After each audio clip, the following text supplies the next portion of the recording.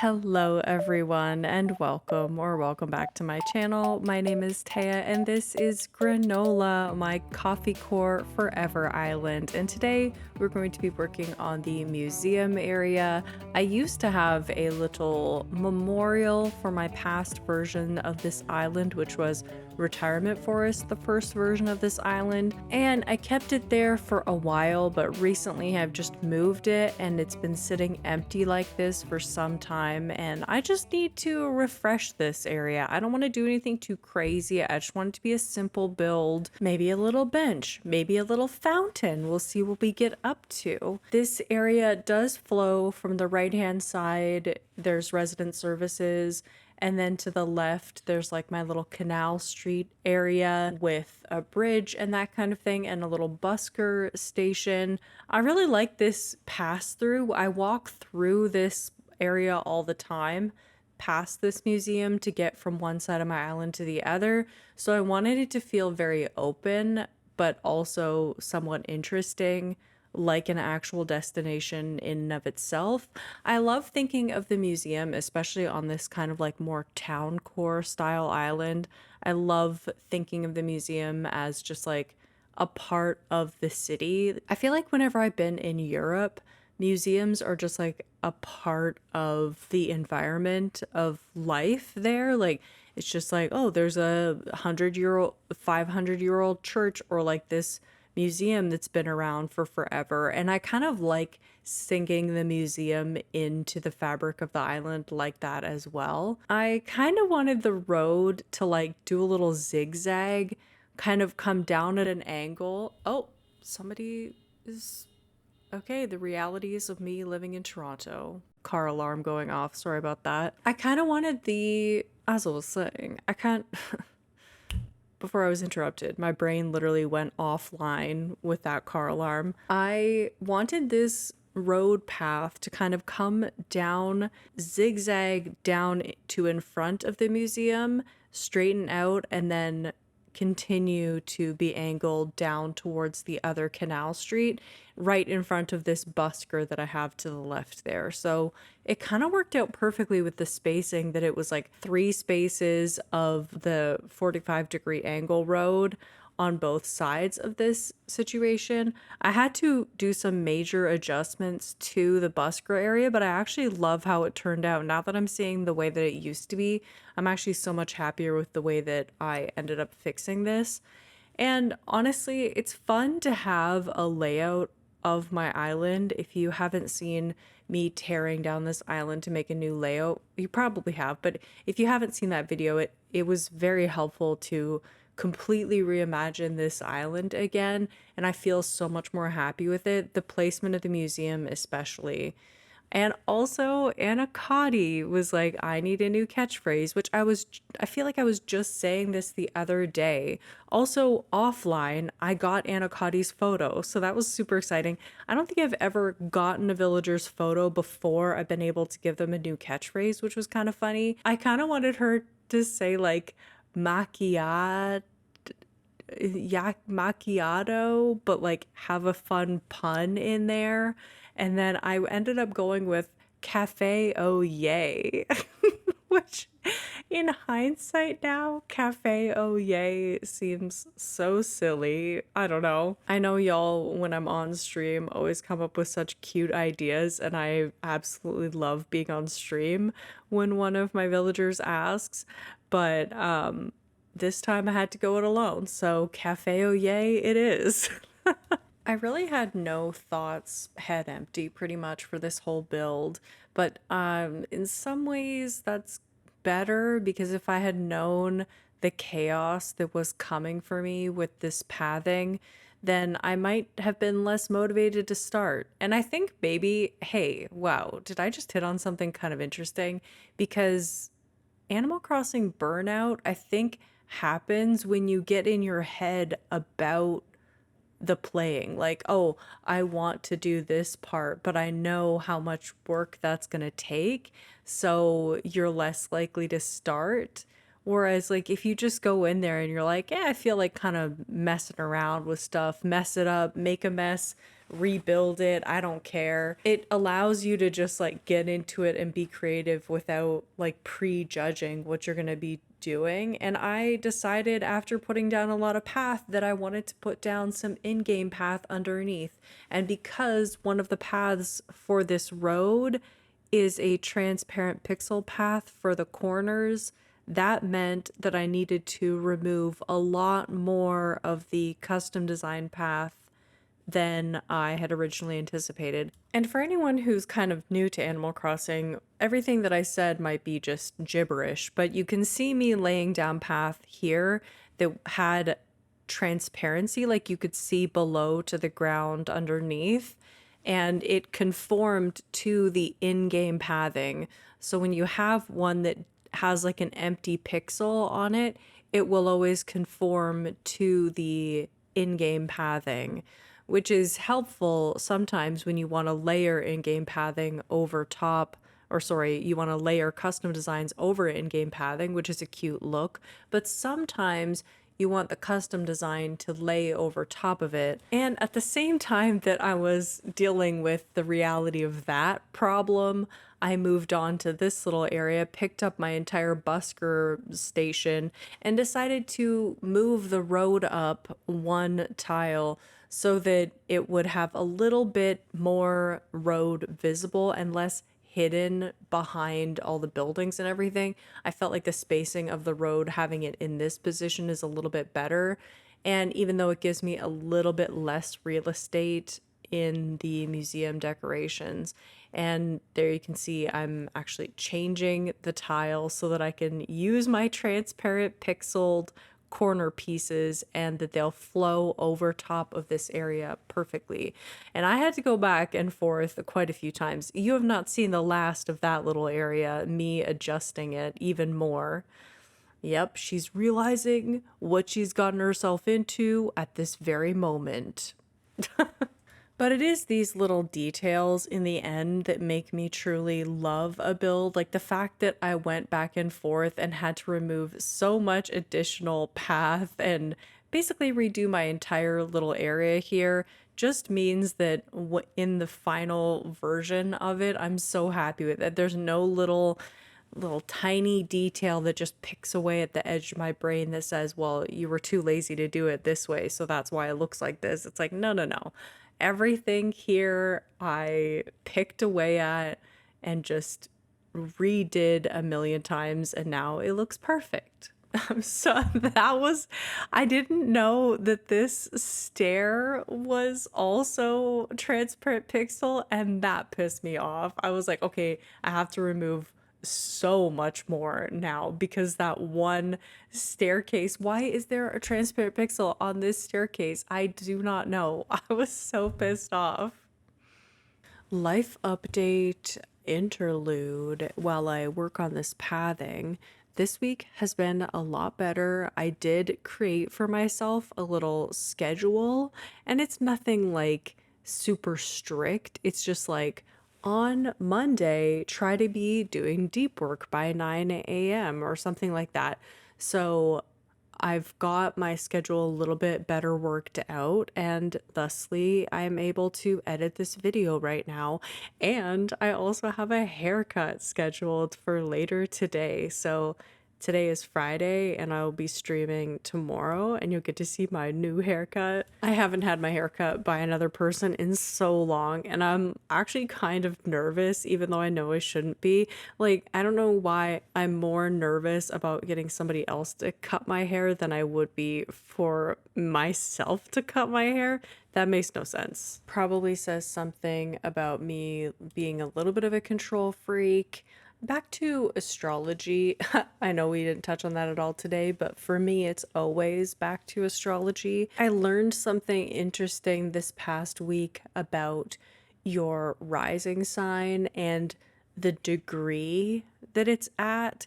And degrees in astrology always like kind of weird me out because it's like an even deeper step of like into the weeds, right? So I have a Cancer rising, but it is at I can't remember the actual degree, but when I looked it up, it was in one of Virgo's degrees. And I do have a lot of stuff in my sixth house in my chart. And so I thought that was interesting that, like, the type of Cancer rising that I have might be slightly accentuating some Virgo tendencies. And I feel like this is like my my organizational brain. It's kind of scattered. Like there's a lot, it has a lot working against it. It has a lot of Pisces energy working directly against it, but I find it interesting that there is some of that like habit stuff in there. Whenever I think about Virgo as just like an influence on the chart, I think about like this organization in the way of like daily routine structure. And I truly feel at my absolute best when I have a good routine under my belt. And that's been the biggest singular difference this past week of like my mood feeling better. I did my routine in a different way that I've never done before, and I made like little bonus points. I put them in a separate area of my little, you know, daily schedule that I was trying to plan out. I put in like bonus points, like 100 points for eating well, 100 points for no screens the first hour that I wake up, 100 points for getting 4,000 steps, or like doing a workout, or little healthy things that help my body and my brain be the best that it possibly can be. And man, it made such a big difference this week. Something else very funny happened today that helped me feel the most in my home that I've felt in a like since I've moved. And that was that this morning I woke up and reached over to my bedside table and perfectly picked up three different things, or touched three different things that I needed to touch without hardly looking. And something about that felt so natural and like relaxing and soothing to my brain. It was amazing. So I like reached over to turn off my alarm. I hit my phone on the first try.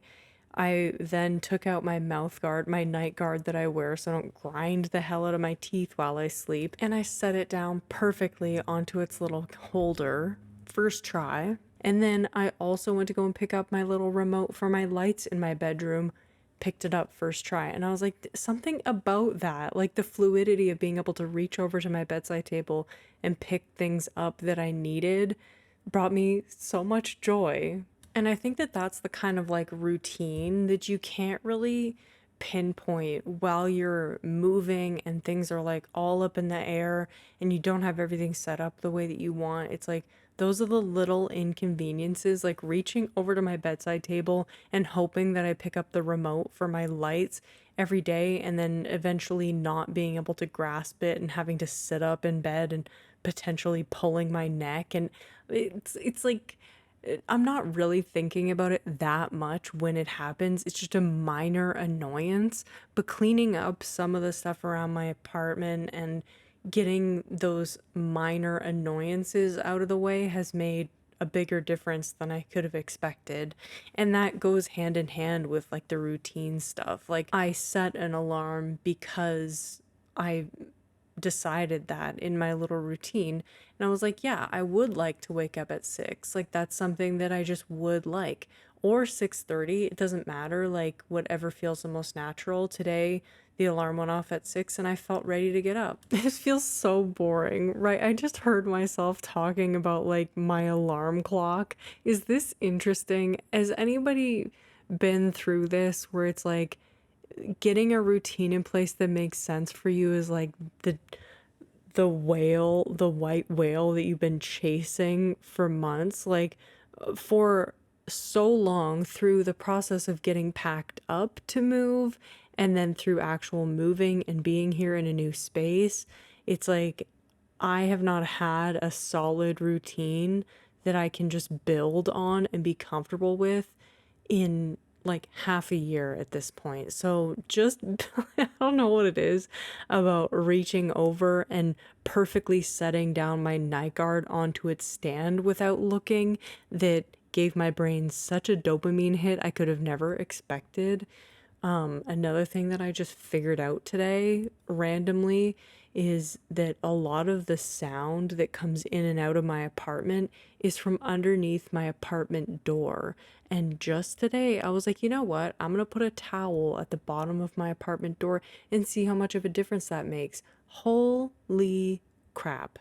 It made a huge difference. And I'm immediately went to Amazon, got some soundproofing stuff for my front door because clearly that's the weakest link in soundproofing my unit. And it's not just about sound coming in, although it is about sound coming in as well from the hallway.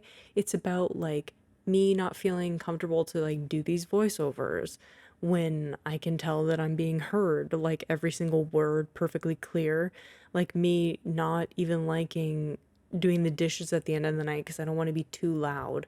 Like being overly considerate, I think, is not great. I mean, considered to a certain point, but then when it's like detrimental to you actually moving around in your unit, like I love talking to myself. Talking to myself is like one of my favorite activities. When I'm driving, when I'm doing chores, when I'm cooking, like I love talking to myself. And just the like internal dialogue of like somebody can hear me talking will shut me up immediately and make me not feel comfortable. So we're getting there, everybody. I'm getting there.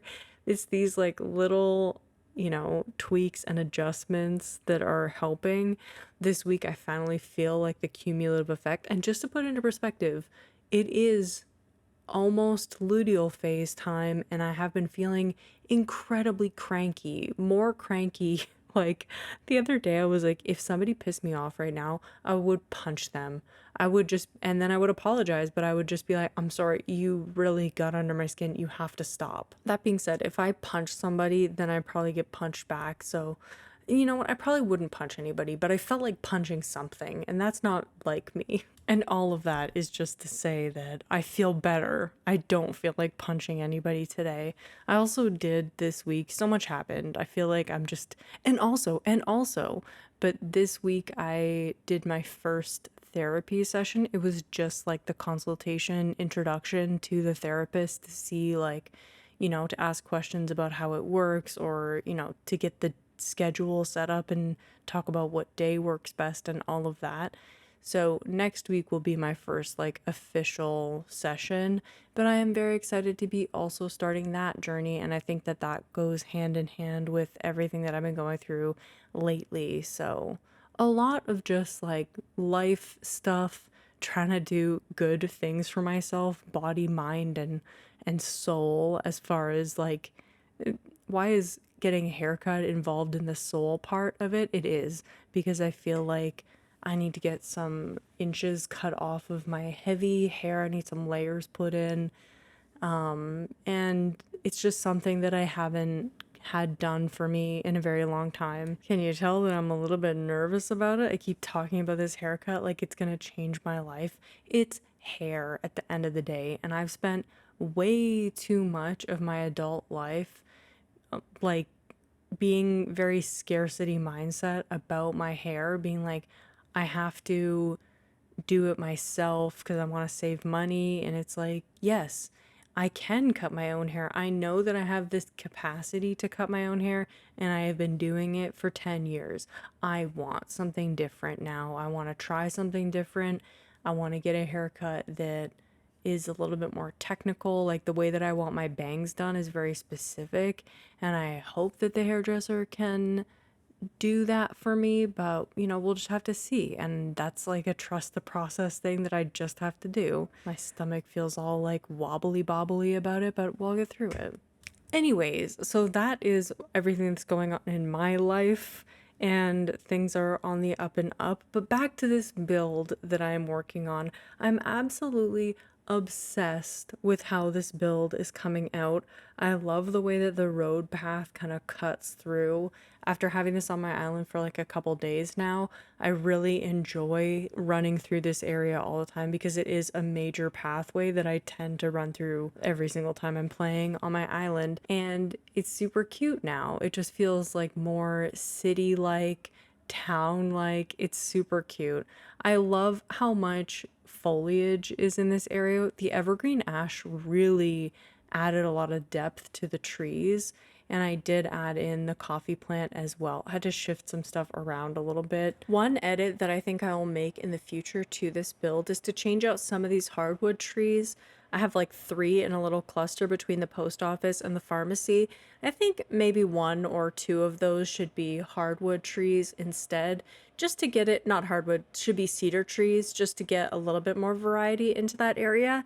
At this point, I wasn't sure if I was done. I was like, am I done? But this little line to the left of the fountain was kind of bothering me, so I customized some scattered papers with this like newspaper, and I think it added a perfect kind of touch next to this little busker.